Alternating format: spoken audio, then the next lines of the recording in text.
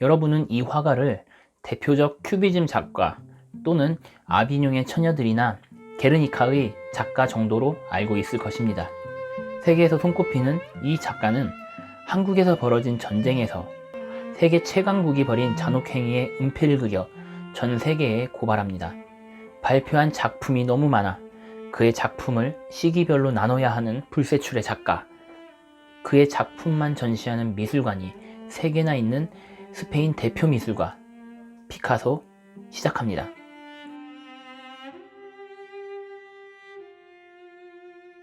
피카소의 화풍은 크게 우울함의 청색시대와 재능을 만개한 장밋빛 시대로 나뉩니다. 청색시대는 차가울 정도로 짙푸른 청색이 특징입니다. 이 시기 피카소는 파리에 있었는데 유명세를 얻기 전이라 생활고에 허덕입니다. 그래서 가난한 사람들이 모여 사는 빈민촌에 살게 되며 그곳에서 건달이나 창녀, 무명 가수 등을 주로 그립니다. 하지만 인생이 그렇듯이 힘들었던 삶은 그의 커리어의 자양분이 됩니다. 그곳의 경험은 그에게 자유로움과 아이디어를 공급하고 그의 창조성을 발전시키는 계기가 됩니다. 그의 재능이 고개를 들면서 장밋빛 시대로 바뀝니다. 그는 주로 광대들을 그렸는데 이 시기를 어릿광대의 시기라고 부르기도 합니다. 이런 그가 한국과도 인연이 있는 거 알고 계셨나요? 그는 사회주의자였음에도 스탈린을 우스꽝스럽게 그렸다는 이유로 한때 당원에서 제적된 적이 있었습니다. 그런 그가 지구 반대편에서 전쟁으로 신음하는 나라의 문제에 대해서 관심을 갖게 되는데 바로 한국입니다.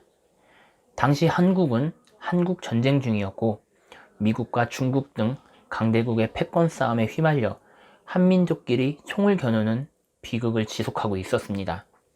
그러던 중 피카소는 한국의 학살이란 작품을 대중에 공개합니다. 바로 노근리 사건을 주제로 한 작품입니다. 노근리 사건은 한국 전쟁 당시 남쪽으로 피난 오던 민간인을 마치 나치가 했듯 전투기와 기관총으로 학살한 사건입니다. 바로 미국에 의해서 말입니다. 과연 피카소는 그림을 그려 세계에 알릴 만큼 한국을 사랑했던 걸까요?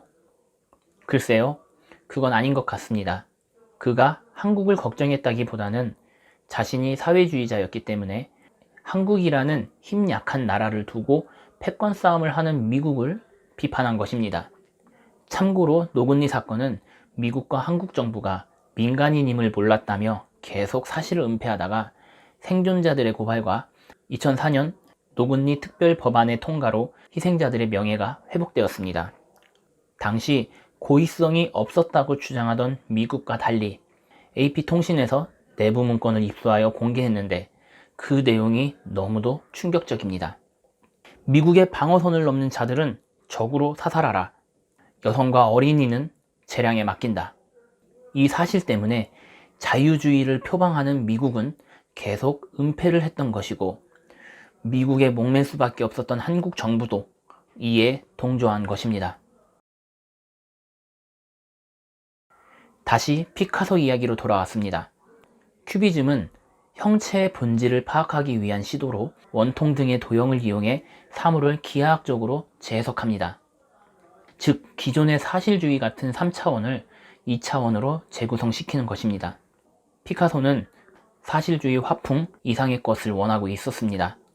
그러던 중 흑인 미술의 매력에 푹 빠지게 됩니다. 춤으로 표현되는 역동성과 순수함, 자연 그대로의 순결 등 원시적이고 단순한 표현 기법은 큐비즘 탄생에 큰 영향을 미칩니다. 특히 아비뇽의 처녀들은 세계 미술계에 충격을 미칠 정도였습니다. 친구이자 화가인 조르주 브라크는 그의 그림을 보고는 자네는 우리가 톱밥을 먹고 석유를 마시길 원하는 것 같군 이라고 혹평할 정도였습니다. 그 역시 기하학적인 화풍을 추구하면서도 그런 말을 한 것을 보면 이런 선구적인 화가들조차 혀를 내두를 정도로 당시 피카소의 그림이 어지간히도 충격적이었던 것입니다. 하지만 그런 혹평 속에서도 그의 그림은 사회에 큰 파장을 미칩니다.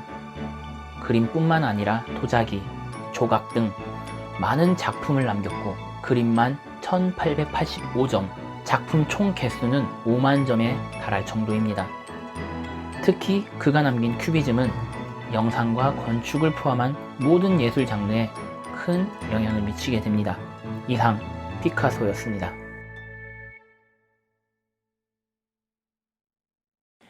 도움이 되셨다면 좋아요, 구독까지 해주시면 muchas gracias. 모두들 아살루에고.